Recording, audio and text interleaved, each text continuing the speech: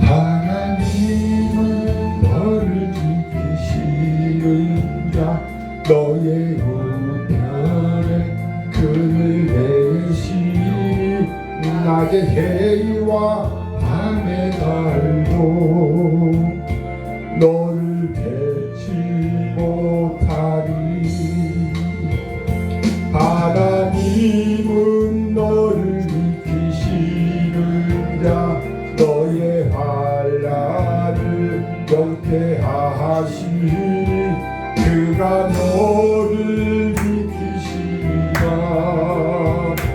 너의 주님을 지키시리라.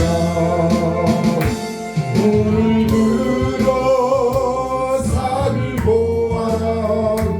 너의 도움 어디서 오나. 천지 지으신 너를 만드신 여호와께로다.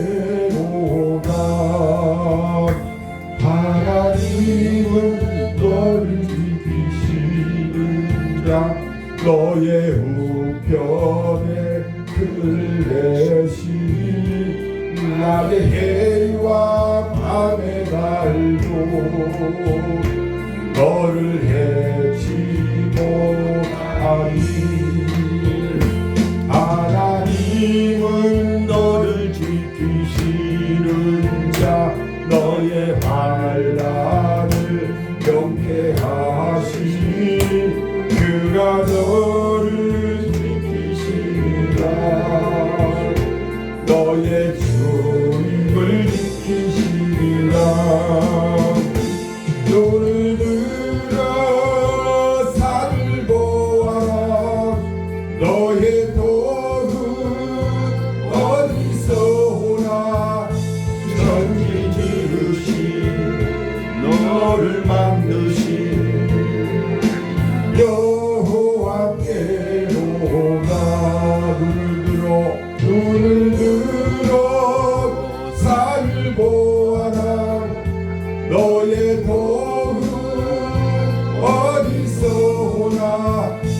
천지 지으신 너를 만드신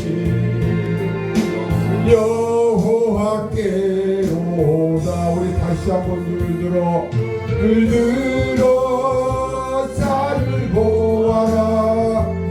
너의 도움 어디서 오나. 천지 지으신 너를 만드신 여호와께로다. 아멘. 고난 많을 때 주님 내가 가셨고 내가 울부짖을 때 주님 들으셨도다.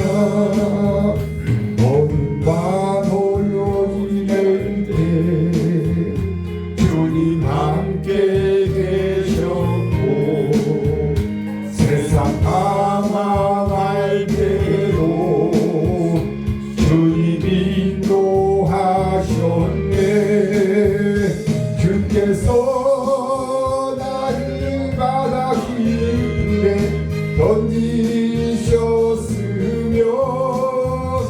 그 파도 물결 나를 둘러싸 나 살 수 없었네. 나의 하나님 이 불쌍한 죄인 용서하소서. 세상 길로 불순종한 이 영혼 구원하소서. 나의 하나님 여호와여 주께서 날 건지셨네.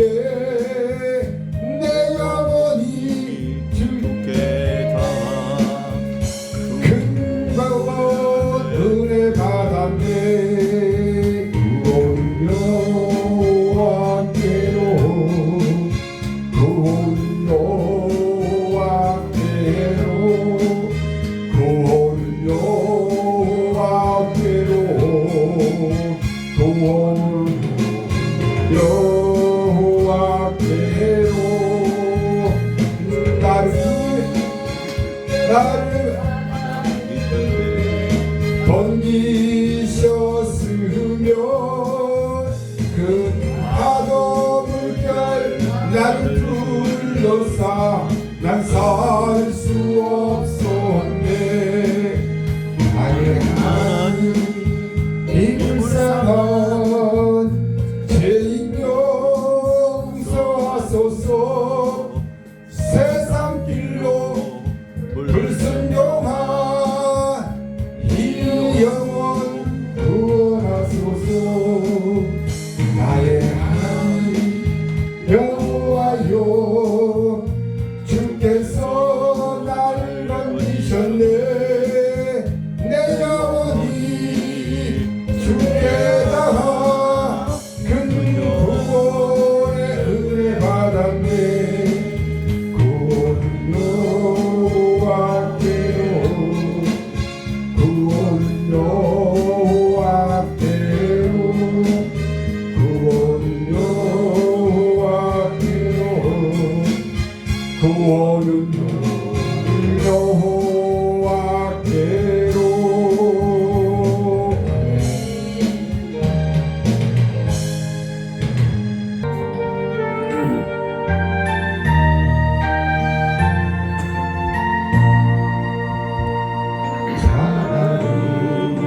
사랑을 사모하는 자 하나님의 평안을 바라보는 자 너의 모든 것 창조하신 우리 주님이 너를 얼마나 사랑하시는지 하나님께 찬양과 경배하는 자 하나님의 선하심을 닮아가는 자 너의 모든 것 창조하신 우리 주님이 나를 자녀로 삼으셨네. 하나님 사랑의 눈으로 너를 어느 때나 바라보시고 하나님 인정한 길로서 언제나 너에게 기울이신 어두움에 밝은 빛을 비춰주시고 너의 작은 시름에도 응답하시니 너는 어느 곳에 있는지 주를 향하고 주만 바라볼지어다. 하나님 사랑의 눈으로 너를 어느 때나 바라보시고 하나님 인자한 귀로서 언제나 너에게 기울이신 얼굴에 밝은 빛을 비춰주시고 너의 작은 시름에도 응답하시니 너는 어느 곳에 있든지 주를 향하고 주만 바라볼지어다.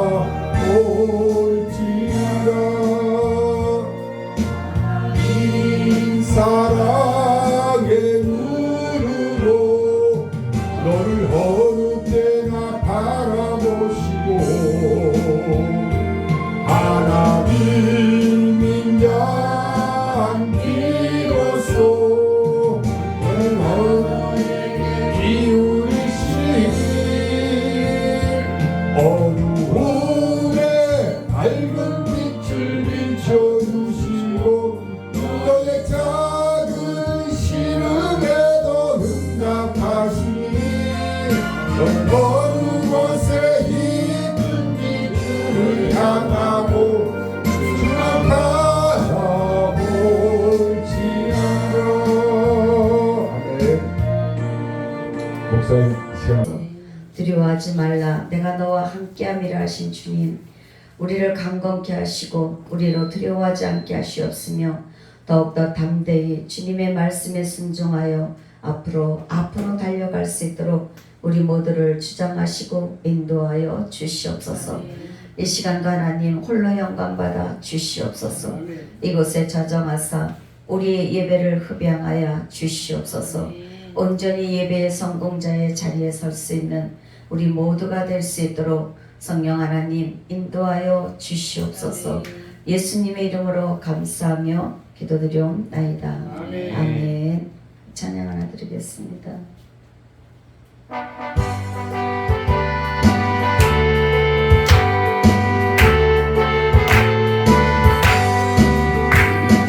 사자들이여 어서 가서 어둠을 물리치고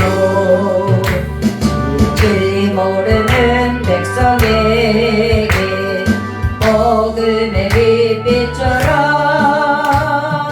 빛의 사자들이여 복음의 빛 비춰라. 괴로워든 맘 밝게 비춰라. 빛의 사자들이여 성령을 위하여 힘을 내라. 주 함께 하시겠네. 진리 되신 사람을 전파하며 복음의 빛 비춰라. 빛의 사자들이여 복음의 빛 비춰라. 괴로워든 맘 밝게 비춰라. 빛의 사자들이여 부탁하신 말 순종하여 이 진리 전파하라.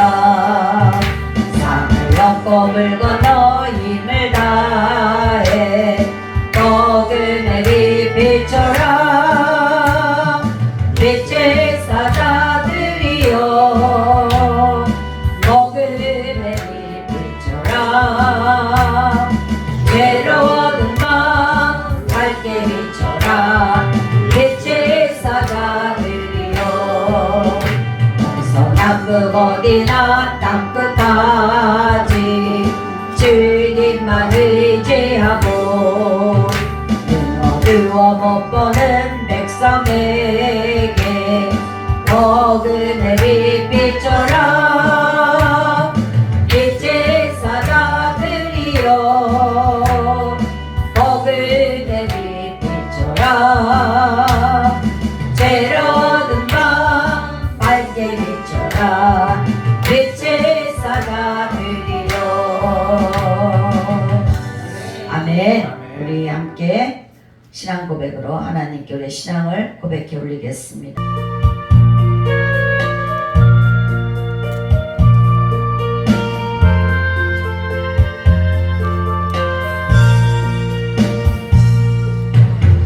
주님의 마음을 본받는 자, 그 맘에 평강이 찾아오는 험악한 세상을 이기리니 하늘로부터 임함이로다. 주님의 마음 온 하나 살면서 그 거룩하심 나도 이르리. 모습 내 눈에 안 보이며 음성 내 귀에 안 들려도 내 영혼 날마다 주를 만나 신령한 말씀 늘 배우도다. 주님의 마음 온 나가 살면서 그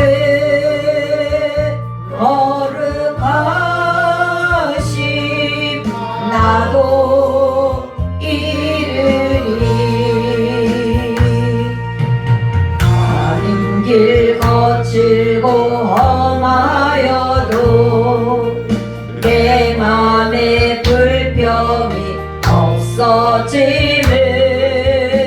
십자가 고난을 이겨내신 주님의 마음 온받으리라. 주님의 마음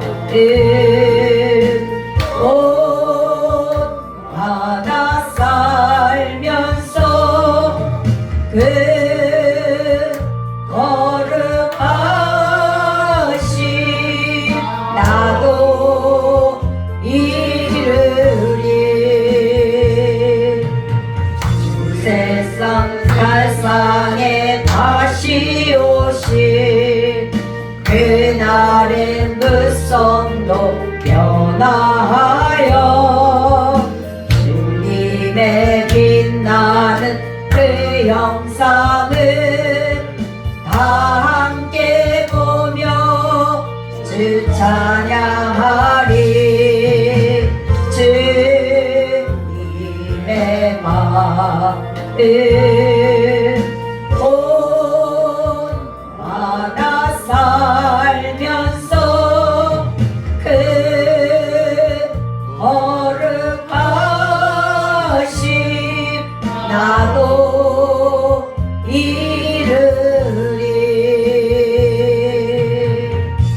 아멘.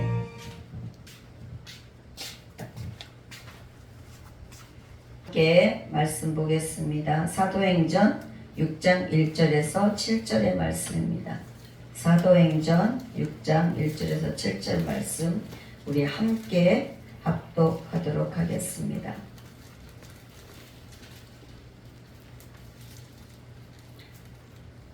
다 잘씀 함께 합독합니다. 그때 제자가 더 많아졌는데 헬라파 유대인들이 자기의 과부들이 매일의 구제에 빠짐으로 히브리파 사람을 원망하니 12사도가 모든 제자를 불러 이르되 우리가 하나님의 말씀을 제쳐놓고 접대를 일삼는 것이 마땅하지 아니하니 형제들아 너희 가운데서 성령과 지혜가 충만하여 칭찬받는 사람 7을 택하라. 우리가 이 일을 그들에게 맡기고 우리는 오로지 기도하는 일과 말씀 사역에 힘쓰리라 하니 온 무리가 이 말을 기뻐하여 믿음과 성령이 충만한 사람 스데반과 또 빌립과 브로고로와 니가노로와 디몬과 바메나와 유대교에 입교했던 안디옥 사람 니골라를 택하여 사도들 앞에 세우니 사도들이 기도하고 그들에게 안수하니라. 하나님의 말씀이 점점 왕성하여 예루살렘에 있는 제자의 수가 더 심히 많아지고 허다한 제사장의 무리도 이 도에 복종하니라. 아멘. 사랑의 아버지 하나님 감사합니다.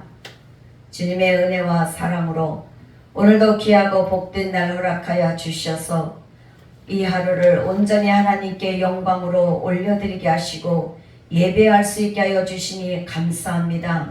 아무나 주님께 예배하는 것이 아니라 특별히 하나님의 선택받은 자, 하나님의 구원하심에 들어온 자들이 드리는 예배, 아버지 우리가 그 가운데 서게 하여 주시니 감사합니다. 성령 하나님 이 시간에 함께하여 주셔서 이곳에 임재하여 주시옵소서. 우리 안심령 심령 주님 앞에 귀한 아버지 자녀들인 줄 믿습니다. 우리를 붙들어 주시고 함께하여 주셔서 이 시간 성령님의 놀라운 은총으로 우리 모두의 하나님의 귀한 말씀이 들려지게 하여 주시옵소서. 들려지는 것으로 끝나는 것이 아니라 주시는 말씀이 우리의 아버지 심령이 변화받게 하시옵시고 우리가 주님의 길을 쫓아가며 순종하는 길에 하나님 형통의 역사 있게 하시고 더욱더 강하고 담대하게 주님의 길을 갈 수 있도록 도와주시옵소서. 연약한 중에 입술에 복을 주시옵시고 온전히 주님의 말씀 선포케 하시며 주님의 영광만이 드러나는 시간 되게 하옵소서. 또한 듣는 이들의 귀가 복되게 하여 주셔서 하나님 말씀을 들을 때 모두가 평안케 하시옵시고 성령의 임재하심으로 그 말씀 속에 귀한 능력이 임하게 하여 주시옵소서. 우리 모두를 축복하심을 감사드리며 예수님의 이름으로 기도드리옵나이다. 아멘. 주님께서 함께 하신 줄로 믿습니다.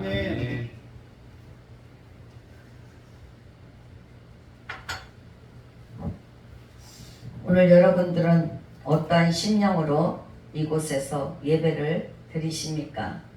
어떠한 마음으로 이 자리에 임하셨습니까? 주님께서 온전히 함께 하신 줄로 믿습니다. 우리 모든 심령들이 주님 앞에서는 자녀들입니다. 목사고 성도고 떠나서 우리는 다 하나님의 귀하고 복된 자녀들인 줄로 믿습니다. 예배할 때 우리는 누구나 예외가 없습니다. 하나님 앞에 내가 얼마나 바로 앉아서 바로 듣고 귀를 열어서 그 말씀을 듣느냐. 하나님이 나를 선택하셨을 때는 내가 깨끗해서 거룩해서 내가 잘나서 하나님 우리를 뽑으신 것이 아닙니다.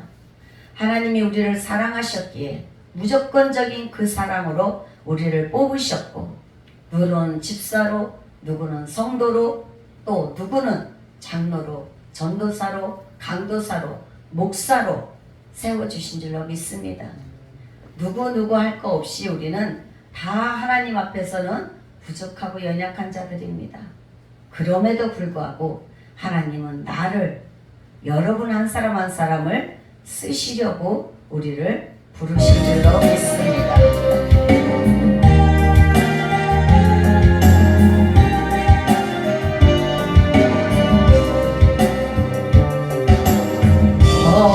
더러운 이것은 주님 쓰시고 내 이름 불러주시니 이 어인을 내지 못하고 된 줄 알다가 쓰러지니 보는 빈손 들고 십자가 앞에 무릎 들어 싸우니 오대주 이 마음에 자정하여 주소서. 더럽고 주한 그릇이 깨끗함을 입어서 성전에 기물이 되니 이 어인은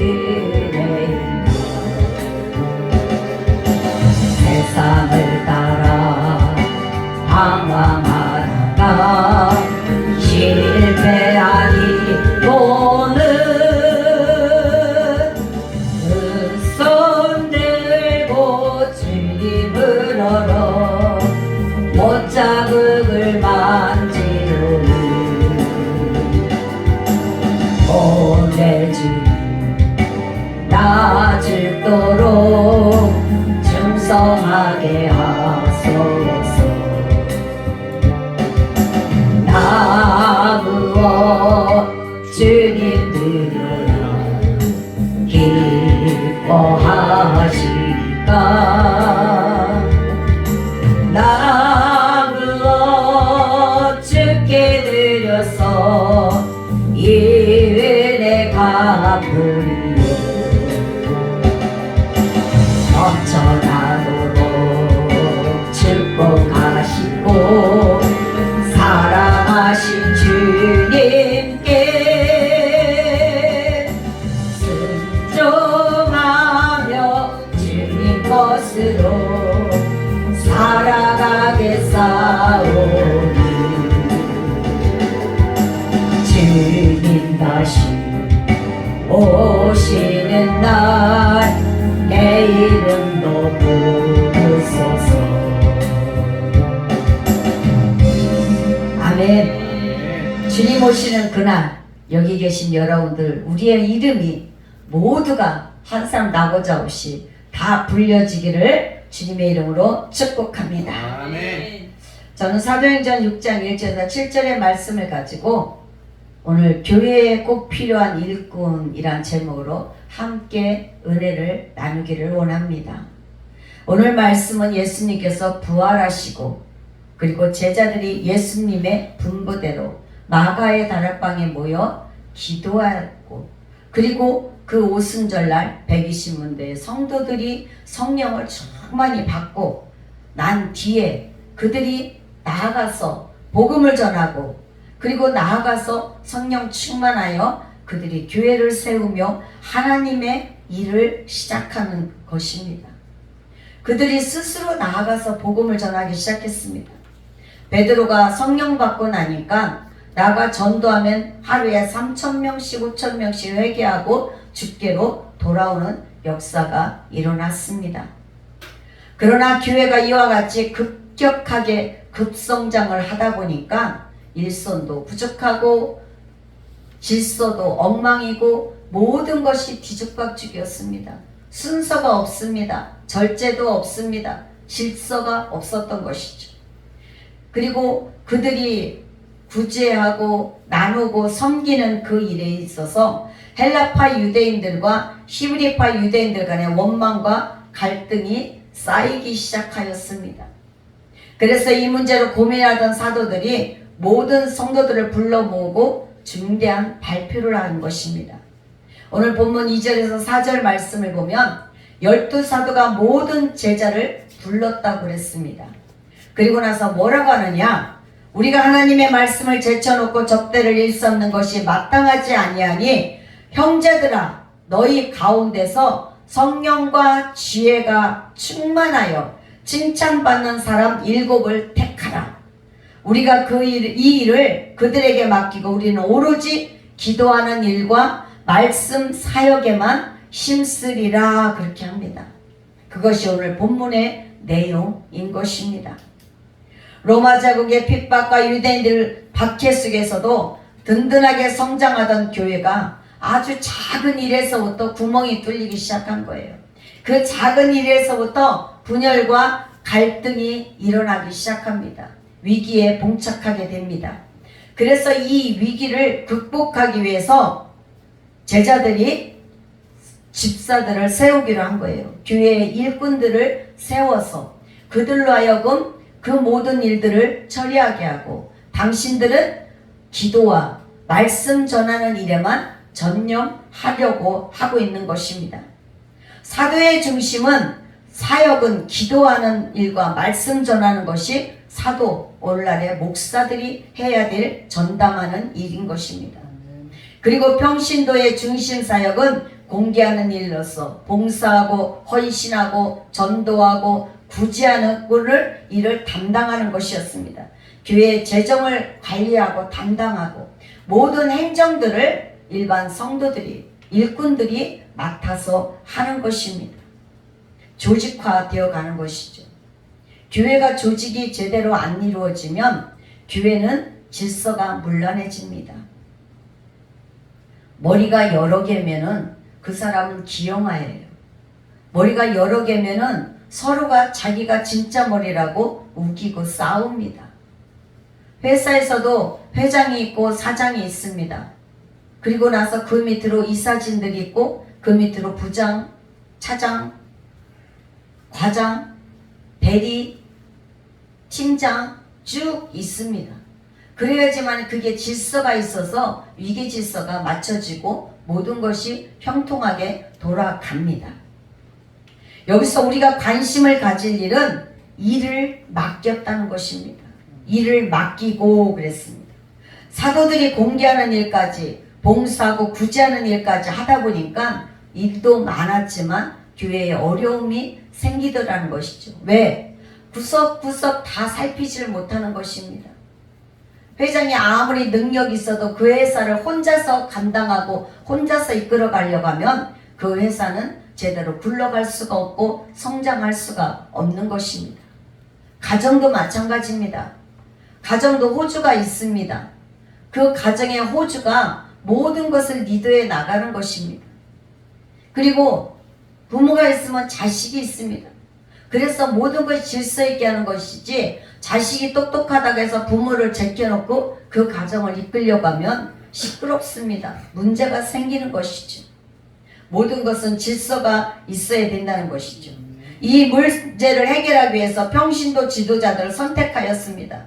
그래서 안수하여서 세워서 사도들이 하던 일을 맡기는 것입니다. 안수를 하였다는 것은 일반 서리 집사가 아닙니다. 안수 집사 이상인 것입니다. 안수 집사, 장로, 기름 부음 받은 자들입니다. 권사는 피택받은 거예요. 전도사, 강도사는 안수가 아닙니다. 목사는 안수지만, 항존직이지만 일반 전도사, 강도사는 되기 위한 단계를 거쳐가는 과정인 것입니다. 서리 집사를 거쳐서 우리가 안수 집사가 되고, 안수 집사를 안수받고 나면 그 다음에 훈련받아서 또 그 다음에 장로로 들어가면서 장로의 장립을 하게 되는 것입니다. 오늘 7절 말씀에 보면 하나님의 말씀이 점점 왕성하여 예루살렘에 있는 제자의 수가 더 심히 많아지고 허다한 제사장의 무리도 이 도에 복종하리라 그랬습니다. 복종한다는 것은 순종하는 거예요. 무조건적인 것이 아니라 순종하는 거예요. 어떤 말씀에? 하나님 말씀, 예수님 말씀에 순종하는 것입니다. 초대교회 집사로 임명된 7집사 중에서 특별히 스데반 집사나 빌립 집사는 봉사와 공개하는 일 외에 선교적 사명인 전도의 일을 잘 감당하였습니다. 스데반은 하나님 말씀 전도하다가, 복음 전하다가 그는 돌에 맞아 순교하였습니다.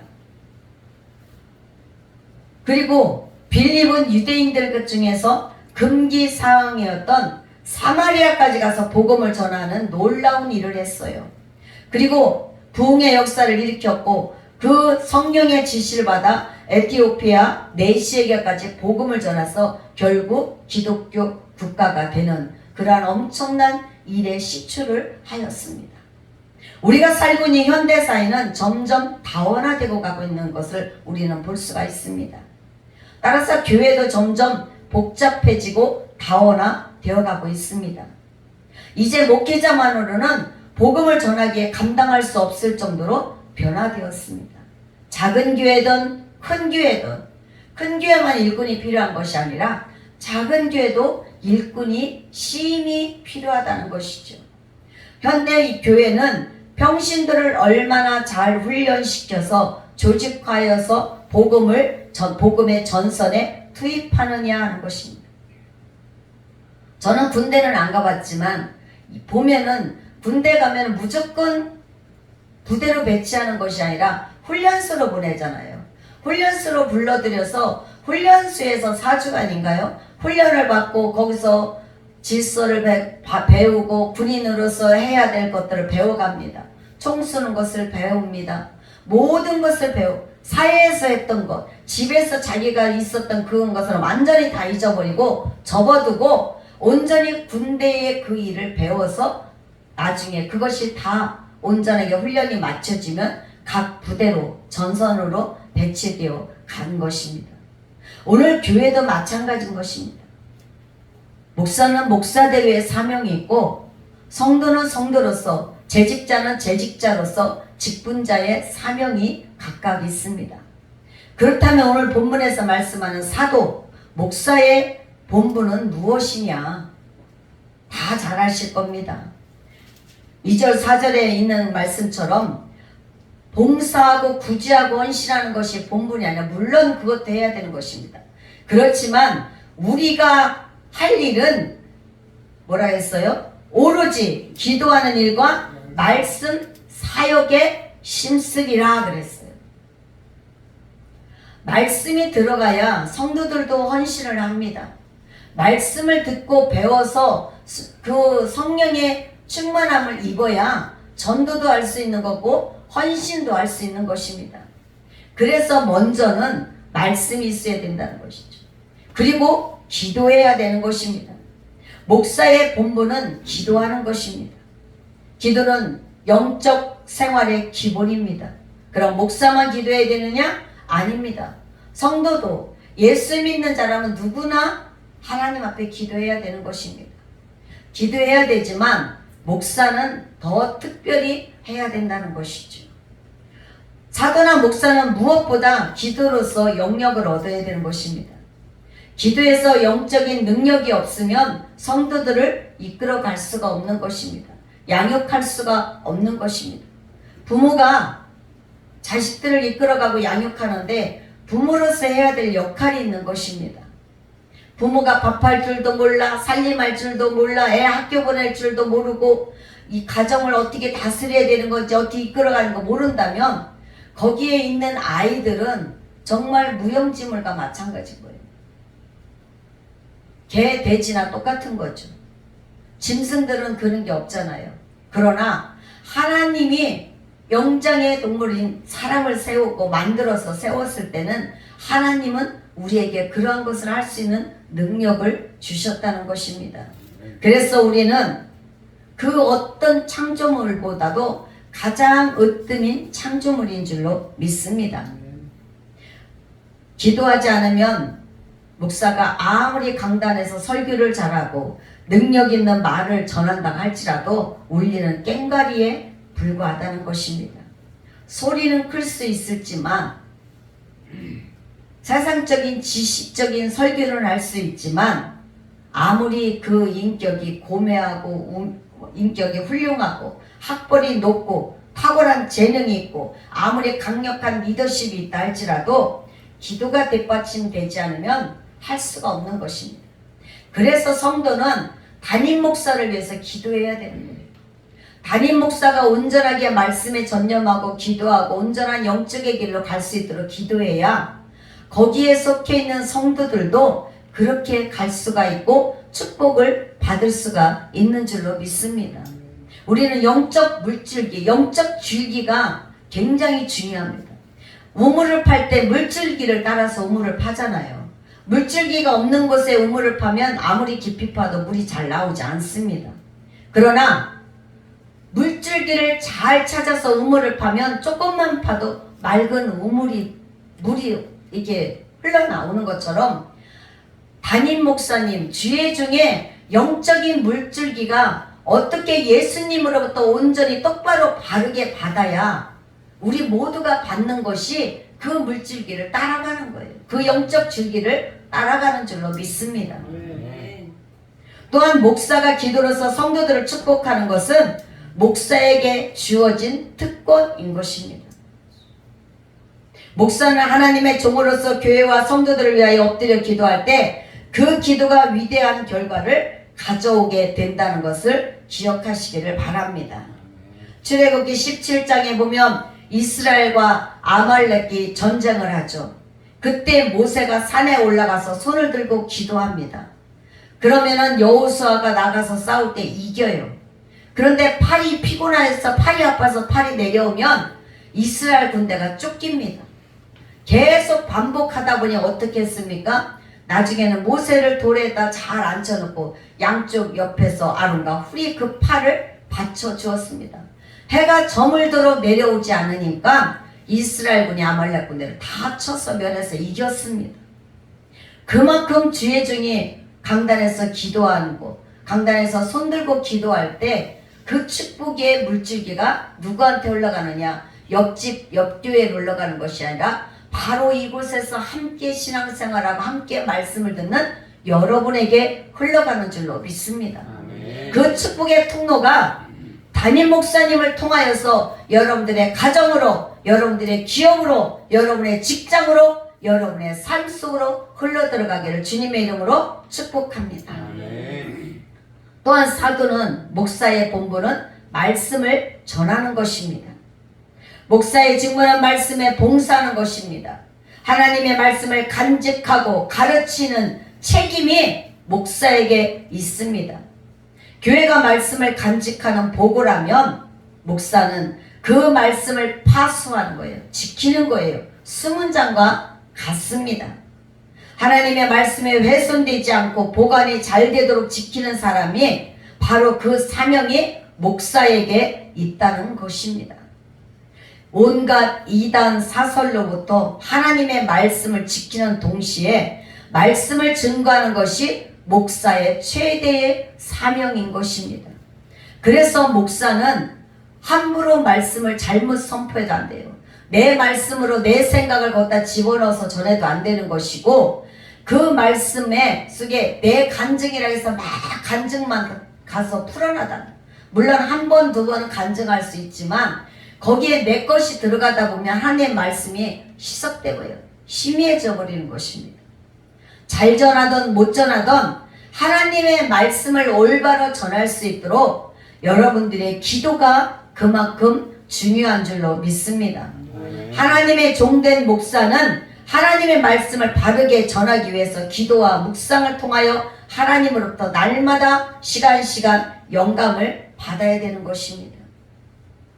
그 받은 영감을 성도들에게 이 강단에서 아낌없이 남김없이 선포하고 전하여서 그 능력이 여러분들에게 임하는 줄로 믿습니다. 하나님의 말씀이 점점 왕성하여졌다고 했어요. 예루살렘에는 제자의 수가 심히 많아져 갔다고 했습니다. 허다한 무리들이 제사장의 무리도 이 도에 복종하였다고 했습니다. 기적의 역사가 일어나게 된 줄로 믿습니다. 초대교회만 그런 기적의 역사가 일어나는 것이 아니라 오늘 이 시대에도 하나님의 역사는 동일하게 일어나는 줄로 믿습니다. 그렇다면 왜 우리 눈에 보이게 그런 것이 안 보일까요? 그만큼 우리들이 많이 희석됐다는 것이죠. 내가 고난을 당하면 우리가 겪어보면 그렇잖아요. 내가 고난 속에 있을 때는 어떻게 합니까? 죽기 살기로 하나님 앞에 매달립니다. 기도합니다. 엎드려서 울고 불고 난리를 치죠. 왜? 살려달라고, 세워달라고, 고쳐달라고, 우리 가정을 세워달라고, 우리 자녀들을 살려달라고. 내 인생이 하나님 앞에 바로 서게 해달라고 우리는 울며 불며 매달립니다. 그런데 저부터도 좀 등 따숩고 편하고 모든 게 여유로워지면은 점점 믿음이 희미해져 가요. 물론 그 믿음을 놓쳐버리는 건 아니지만 그만큼 기도의 간절함이, 말씀의 사모함이 부족해져 간다는 것이죠. 변함없기를 소망합니다. 여러분의 믿음이 반석 위에 서기를 주의 이름으로 축복합니다. 좌로나 우로나 치우치는 믿음이 아니라 누군가의 말에 휩쓸려서 움직이는 파도치는, 파도타기 하는 그런 믿음이 아니라 파도가 치든 태풍이 불든 우리의 믿음은 흔들리지 말아야 되는 것입니다. 그래서 믿음의 뿌리가 우리가 견고히 내려져서 뻗어야 하나님의 말씀의 영양 양분을 골고루 빨아올려서 그 나무가, 믿음의 나무가 단단하게 자라는 줄로 믿습니다. 목사가 기도와 말씀 전하는 일에 전념할 수 있게 하려면, 그렇다면 성도들은, 그렇다면 거기에서 말씀을 먹는 우리들은 어떻게 해야 될까요? 첫째로 세움받는 사람이 되어야 되는 것입니다. 최초로 세움받은 7 집사는 어떤 사람이었는가? 예루살렘의 초대교회는 2 종류의 교인들이 있다고 오늘 본문에 말했습니다. 누가 있죠? 히브리파와 헬라파가 있었습니다. 하나는 예루살렘 팔레스타인 출신의 유대인으로서 그들은 조상 때부터 내려오는 히브리어를 사용하는, 자신들만이 전통적인 유대인이라고 자부하는 사람들입니다. 이들을 가리켜서 히브리파라고 부르고 있습니다. 그리고 또 한 종류는 이방 나라에서 온 유대인으로서 오순절 절기에 참가하기 위해서 예루살렘에 왔다가 예수 그리스도를 믿고 그대로 머물러 사는 사람들로서 오랜 세월 동안 예루살렘을 떠나 살았기 때문에 히브리 말을 하지 못하고 대부분 헬라 말을 사용하는 사람들입니다. 그래서 이들을 헬라파 교인이라 그랬습니다. 그래서 우리가 정통이야, 아니야, 우리도 똑같아 이렇게 하고 서로 싸우는 거예요. 히브리파와 헬라파. 교회에서도 무리가 있죠. 뭐예요? 목사파, 장로파, 권사파, 사모파 있어요. 교회도. 그리고 우리는 교회 창립할 때부터 있던 설립파, 창립 멤버야. 너네는 중간에 들어왔어. 중간에 들어온 사람들. 파가 나눠지기도 합니다. 하나님은 이러한 것을 원하지 않는다는 것이요. 목사파가 어디 있고 권사파, 장로파가 어디 있습니까? 우리는 어떤 파? 예수파. 예수의 그 줄기 안에서 똑같이 하나가 되어야 된다. 이들이 자꾸 갈라지니까 서로가 서로에게 자꾸 경계하고 갈라지니까 제자들이 지금 그것을 다 갈아엎기 위해서 집사들을, 일꾼들을 세워서 질서를 만드는 것입니다. 히브리어를 사용하는 히브리파 교인들은 헬라어를 사용하는 헬라파 교인들을 무시하였어요. 왜? 우리가 진짜 유대인이라. 너네는 뜨내기라 이거예요. 이방사람. 우리나라에 그거 있죠. 지역 감정 있잖아요. 옛날에는 그랬다고 하더라고요. 저는 그때는 모르겠지만 경상도 사람 전라도 가서는 살 수가 없었고 전라도 사람들 경상도 가면 대우를 받지 못하고 살지를 못했대요. 왜 그랬을까? 자기들만의 각자가 가지고 있는 감정, 각자가 가지고 있는 생각들이 달라기 때문에. 서로가 여당과 야당도 그렇잖아요. 누구 파. 우리는 그런 것에 빠져서는 안 될 줄로 믿습니다. 구제 사업에도 구제품을 나누는데도 차별 대우를 했어요. 과부들에게 구제를 해서 나눠주는 것도 헬라인파와 히브리파가 나눠져서 서로 그걸 주는데 잘 안 줍니다. 그래서 헬라파 유대인들의 불평과 원망이 쌓이기 시작했답니다. 우리도 똑같이 예수 믿는 사람들이고 유대인들인데 왜 우리는 이렇게 멸시를 받아야 되냐? 왜 천대를 받았냐? 우리도 나가서 복음 전할 때 우리도 핍박받는 거 없고 우리도 예수 믿는다고 핍박받는다 똑같다 하고 막 싸우는 것입니다. 본문 1절에 보면 그때의 제자가 더 많아졌는데 헬라파 유대인들이 자기의 과부들이 매일의 구제에 빠짐으로 히브리파 사람들을 원망하였다고 했어요. 똑같이 나눠줘야 되는데 헬라파락에서 잘 안 주고 히브리파락에서 잘 주고 그러면은 저부터도 승질나죠. 그쵸? 누구나 마찬가지잖아요. 그래서 사도들이 이래서는 안 되겠다고 생각하고 이 문제를 바로잡고 해결할 수 있는 방법으로 7 집사를 선택하여 그들을 안수하여서 그들을 공개하는 일과 대접하는 일과 섬기는 일, 봉사하고 전도하는 일을 맡겼던 것입니다. 집사를 세우게 된 이유를 살펴보면 성도의 수가 첫째로 많아졌다고 했어요. 집사들, 일꾼들이 필요했던 것이죠. 오순절 성령 강림으로 인하여 교회는 날마다 믿는 자가 늘어나고 부흥이 되어서 3,000명, 5,000명 계속 교회가 부흥됩니다. 지금이니까 교회가 잘 자라서 5,000명이 들어가도 나가도 별 문제가 없지만 그 당시에 3,000명, 5,000명이 어디로 들어가겠어요? 이는 광야 같은데 밖에서 모여서 그런 데서 강가 같은데 벌판에서 그런 데서 모여서 복음을 전하고 예배를 드리고 했던 그 시대입니다. 그러니 질서가 제대로 잡혔겠어요? 12명의 사도로서는 감당할 수가 없었습니다. 핍박도 점점 심해져 갑니다. 핍박에 대항하기 위해서 교육이 필요했고 구제사업을 평등하게 하고 은혜롭게 하기 위해서 헬라파, 히브리파 교인들과 불평과 원망을 무마시키기 위해서도 집사들, 일꾼들이 필요했던 것입니다. 그래서 구제사업은 일꾼들에게 맡겼습니다. 집사들, 헌신자들에게 맡겼습니다. 그리고 사도들은 기도와 말씀을 전하는 일에 전무하게 되었던 것이죠. 여기서 말하는 집사들은 우리 안수 집사 이것뿐이 아닙니다. 교회 안에 있는 임원들인 것입니다. 재직들입니다. 집사, 장로, 권사, 강도사, 목사 다 똑같습니다. 이 임원들이 이 조직이 잘 되면은 일반 평신도들은 다 따라오게 돼 있습니다. 그러므로 교회의 임원들은 목사의 가르침을 받아서 맡겨진 일을 최선을 다해서 헌신해야 했던 것입니다. 그런데 어떤 사람은 집사라고 하면서 안수집사, 장로, 강도사 전도사, 목사라고 하면서 어떻게 합니까? 교회 안에서 은혜롭지 못한 행동을 하는 사람들이 많이 있습니다. 내 편 편을 가릅니다. 교회들을 어지럽게 합니다. 이런 문제들이 지금도 왕왕 일어나고 있죠. 오늘 이곳에 있는 저와 여러분, 우리는 그런 불의가 아닌 줄로 믿습니다. 재직 직분자들을 세운 가장 큰 이유는 사도들로 하여금 마음 놓고 기도하는 일과 말씀 전하는 복음 사역을 하는데 최선을 다해서 전념하게끔 하기 위해서인 것입니다.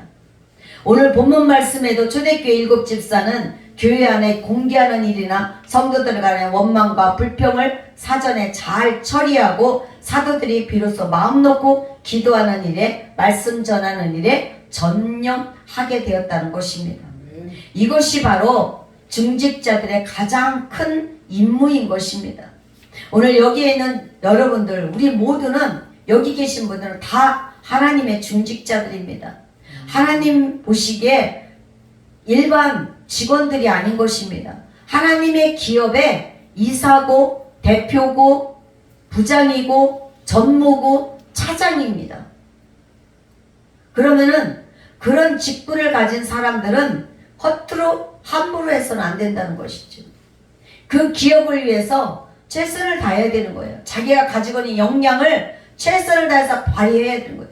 영업하는 사람은 영업에 최선을 다해야 회사에서 먹고 살고 성장할 수 있어요. 영업을 해서 오다를 따와야. 그럼 일하는 사람은 그 일을, 재능이, 그 기술이 있는 사람은 그 기술에 그 오다 따온 걸 가지고 최선을 다해서 좋은 제품을 만들어서 다시 납품하게 만들어야 되는 거고, 사무를 잘 보는 사람은 회사의 모든 경리 돌아가는 것을, 재정 돌아가는 것, 회사의 모든 일들, 그것을 제대로 서류를 잘 만들어야 되는 것입니다. 그래야 회사가 잡음 없이 잘 돌아가는 것처럼 하나님의 교회도 마찬가지인 것입니다. 여러분들이 각자가 감당해야 될 일이 있습니다. 우리 모두는 각자가 감당해야 되는 것입니다. 어떤 사람이 재직이 되느냐? 3절에 보니까 형제들아 너희 가운데서 성령과 지혜가 충만하여 칭찬을 받는 사람 7을 택하라. 우리가 그 일을 그들에게 맡기리라 그랬어요. 성령과 지혜가 충만하여 칭찬받는 사람을 택하라고 했습니다. 첫째 자격이 믿음과 성령이 충만한 사람이었습니다. 돈이 많아서 부자가 아니라, 권력 있는 사람이 아니라, 많이 배운 학식 있는 사람이 아니라 덕망이 있어야 된다는 것이죠. 명예가 높아야 되는 것이 아닙니다. 믿음이 신실해야 된다는 것이죠. 성령이 충만한 사람, 사람들에게 칭찬받는 사람, 교회 안에서만 칭찬받는 것이 아니라 믿지 않는 자들에게도 저 사람을 보면 교회에 가고 싶어. 저 사람은 정말 어디에 내놓아도 신뢰할 만한 사람이야. 이런 소리를 저와 여러분 우리가 들을 수 있기를 소망합니다. 믿음 없는 사람, 성령 받지 못한 사람이 직분자가 되면 교회에서 문제를 일으키게 되는 것입니다. 믿음도 없는데 집사를 세우고 장로를 세우고 권사를 세워놨더니 뭐예요? 돈 좀 있다고 해서 꺼들먹거리고 다닙니다. 자기가 권력이 좀 있다고 해서 교회에서 행사깨나 하려고 합니다. 그거는 교회를 망치는 징조가 되는 것이죠. 그리고 지혜가 충만한 사람이어야 된다고 그랬습니다. 여기서 말하는 지혜는 지식과 다릅니다. 지식은 세상에서 공부를 많이 해서 얻어지는 거예요. 세상 지식이 말하는 것입니다. 본문에서 말하는 지혜는 하나님이 주시는 은혜인 것입니다. 기도를 통해서 하나님이 특별히 주시는 은혜요, 선물인 것입니다. 그래서 성령 받은 사람은 겸손해지는 거예요. 하나님이 지혜를 주셨기 때문에. 그래서 성령 받은 사람은 모든 사람들 나보다 낮게 여길 줄 아는 거예요. 성령 받은 사람은 이 허드렛 일도, 남이 하기 귀찮아하는 일도 먼저 솔선수범하는 사람인 것입니다. 성령에 충만한 사람은 남을 무시하지 않습니다. 누군가를 세워주려고 합니다. 내가 올라가지 않아도 누군가를 세우다 보면 자연히 나는 나도 모르는 사이에 등 떠밀려서 어느 순간 내가 서게 되는 줄로 믿습니다. 그렇다 해서 지식이 없어도 안 되는 거예요. 너무 지식이 없어도 직분을 잘 감당하지 못합니다. 무식하면 용감하다고 그런 거 갖고서는 하나님의 일을 할 수가 없는 것이죠. 또한 칭찬을 받는 사람이어야 한다고 했습니다. 집사는 교회 안에서뿐만 아니라 교회 밖에서도 불신자들에게도 칭찬을 받아야 한다고 했습니다. 우리가 그러려면 어떻게 해야 돼요? 교회 안에서 칭찬을 받아야 됩니다. 가정에서도 칭찬을 받아야 됩니다. 직장에서도 칭찬을 받아야 됩니다. 나가 전도할 때도 사람들의 눈살을 찌푸리는 전도가 아니라 사람들에게 기쁨을 줄 수 있는 전도를 우리가 할 수 있기를 소망합니다. 가정에서도 교회에서는 거룩거룩한데 집에만 가면은 막 폭군이 되는 그런 사람이 되면 안 되겠죠. 나와서는 막 정말 잘하는 것 같고 막 음식도 잘하는데 집에 가면은 아무것도 안 하고 청소도 안 하고 밥도 안 해주려고 하고 그러면 안 되겠죠. 우리는 언제 어디서든지 세상에 빛이 되고 소금이 되어야 될 줄로 믿습니다. 마태복음 5장 16절에 주님이 우리에게 말씀하십니다. 너희 빛이 사람 앞에 비치게 하여 그들로 너희 착한 행실을 보고 하늘에 계신 너희 아버지께 영광을 돌리게 하라. 아멘. 아멘. 세상에 빛이 되어서 많은 사람들에게 빛을 비추라는 거예요. 선한 빛을 비춰야 됩니다. 예수의 향기의 빛을 비춰야 되는 것입니다. 부지런함의 빛을 비춰야 되는 것입니다. 섬기는 빛을 비춰야 되는 것입니다. 그렇다면 우리는 예수님을 나는 욕먹이고 예수님의 영광을 가리는 사람인지 아니면 하나님의 영광이 나로 인하여 드러나는 사람인지 우리는 한 번쯤은 가끔가다 한 번씩은 나를 주님의 십자가 앞에 내려놓고 나를 점검할 수 있기를 소망합니다. 아멘. 십자가 밑에 나를 내려놓고 말씀의 빛으로 말씀의 소금으로 나를 점검해 보시기를 바랍니다. 아멘. 누가 나를 평가하는 것이 아니라 오직 말씀으로 하나님의 은혜로 내가 나를 평가할 수 있어야 돼요. 그것이 가장 정확한 줄로 믿습니다. 그래서 내가 나를 평가했을 때 내가 조금 부족했구나. 내가 넘쳤구나. 나는 지금 그래도 잘 걸어가고 있구나. 우리는 내가 나를 볼 줄 알아야 될 줄로 믿습니다. 그렇다면 세움받은 직분자들은 세움받은 사명자들은 어떤 일을 해야 되는가? 어떤 임무가 있는가? 본문에서는 집사들이 뭐 했습니까? 구제하는 일을 했다고 했어요. 그들은 행정을 맡아 보았습니다. 전도를 했습니다. 교회 안에서 구제하는 일 목사가 할 수 없는 것은 아닙니다. 할 수 있습니다. 행정 봅니다. 전도할 수 있습니다. 그러나 그것보다 더 큰 임무가 바로 말씀 전하고 기도에 전무하는 것이 더 큰 일이라는 것이죠. 그래서 초대교회 사도들도 구제하는 일과 행정을 맡고 봉사하고 전도하는 일을 7 집사들에게 맡겼던 것입니다. 전도하는 일은 그 어떤 임무보다도 가장 귀중한 것입니다. 7명의 집사 중에 스데반은 전도하다가 돌에 맞아 순교하였습니다. 빌립은 사마리아까지 가서 전도를 하여 했습니다. 에티오피아 네시에게 전도함으로 그 나라가 기독교 국가로 만들었다고 했습니다. 집사의 임무, 재직의 임무가 이처럼 막중한 것입니다. 교회를 다니다 보니까 어쩌다 집사가 되고 어쩌다 장로가 되고 어쩌다 안수 집사가 되고 어쩌다 전도사, 강도사, 목사가 되고 우리는 그런 것이 아니지 않습니까? 여러분들 너무 잘할 것입니다. 교회에서 받는 직분, 어떤 직분이든 간에 하나님이 주신 특별한 사명임을 우리는 깨달아야 될 줄로 믿습니다. 아멘. 스데반 집사처럼 목숨까지 내놓고 내가 복음을 전할 수 있어야 될 줄로 믿습니다. 아멘. 주님께서 심판하시는 그날 우리 주님은 뭐라고 하실까요? 잘하였도다. 착하고 충성된 종아.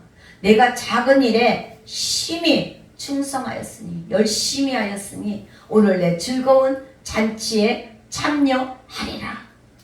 이 말을 들을 수 있기를 소망합니다. 아멘. 내가 아무리 잘났고 내가 아무리 똑똑하고 내 신앙이 바른 것 같다고 나 혼자만의 착각으로 빠져서는 안 되는 것입니다. 우리의 믿음은, 우리 기독교의 신앙은 모두를 평안하게 해주는 거예요. 모든 사람들의 마음에 기쁨을 줄 수 있어야 되는 줄로 믿습니다. 아멘. 모든 사람들을 함께 보듬어 안을 수 있어야 될 줄로 믿습니다. 아멘.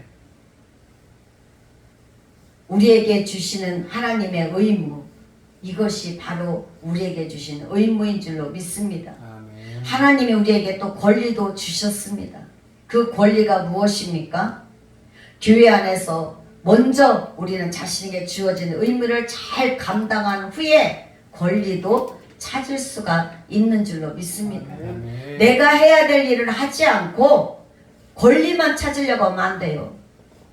나는 목사인데, 나는 강도사인데, 나는 장로인데, 나는 전도사인데 하고 팔짱 끼고 있으면 누가 일합니까?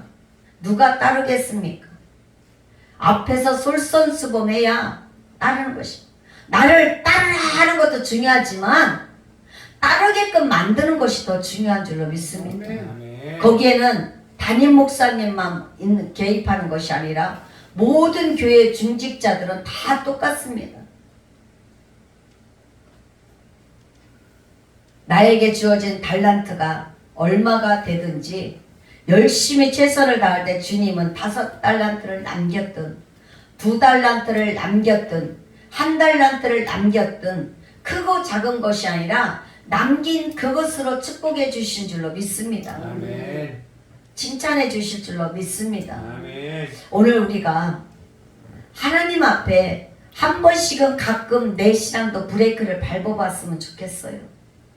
주님 앞에 한 번쯤은 교회도 브레이크를 한 번씩 밟고 내 인생도 브레이크를 한 번쯤 밟아서 내가 지금 속도 위반을 하고 있지는 않는지, 아니면 너무 고속도로에서 속도 너무 느리게 가도 딱지대잖아요.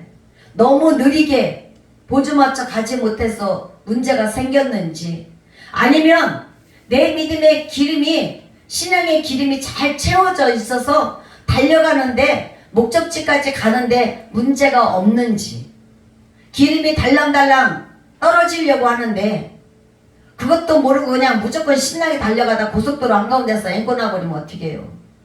기름 떨어져 버리면 어떻게 해요? 밀고 갈 수도 없고 끌고 갈 수도 없잖아요. 그러니까 내 신앙에 말씀의 기름, 기도의 기름, 헌신의 기름, 전도의 기름, 이 모든 것들이 잘 채워져 가고 있는지, 우리는, 저와 여러분, 우리 모두는 그것을 가끔씩은 한번, 아주 가끔이 아니라 어느 정도 텀을 두고 우리는 한 번씩은 점검해 봐야 될 줄로 믿습니다. 아멘. 그것을 점검하는 것이 뭐냐? 말씀인 것입니다.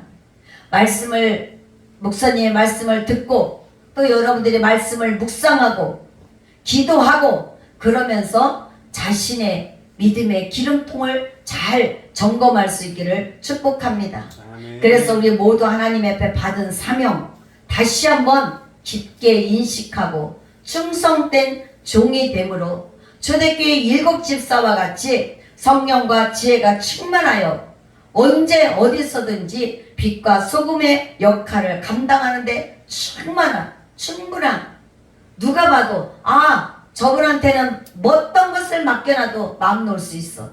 저분이 하면 내가 근심하지 않아. 저분이라면은 내가 언제 어디든지 동행할 수 있어. 어디든지 쫓아갈 수 있어. 무슨 말을 해도 나는 따를 거야. 이런 소리를 들을 수 있는 우리 모두가 되기를 주님의 이름으로 축원드립니다. 아멘. 그런 사명자가 되시기를 주의 이름으로 축원드립니다. 아멘. 아버지 하나님 감사합니다.